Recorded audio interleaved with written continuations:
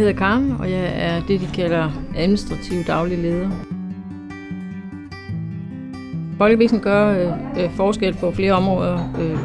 Blandt andet så er der miljøområdet, fordi der er mange af de ting, som vi sælger her, der ellers ville være blevet smidt ud. Og så kan det så få en tur mere i karusellen.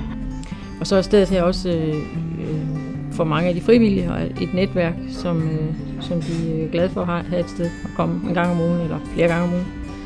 Og det sidste er jo så, at vi samler pengene ind til det gode formål, eller de gode formål. Overskuddet går hovedsageligt til folkekøkkenet, og ellers så går det til K5 Socialt Arbejde.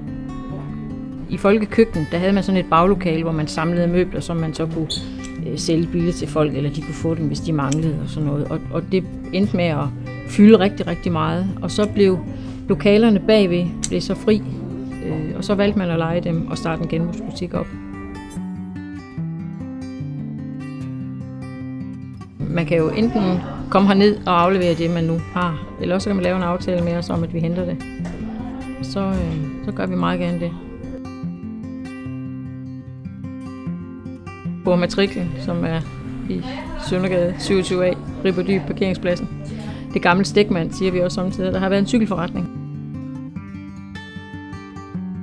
Der er en enkelt gang kommet en her med en cykel i bagagerummet og lukket op og troede, han kunne få den lappet her.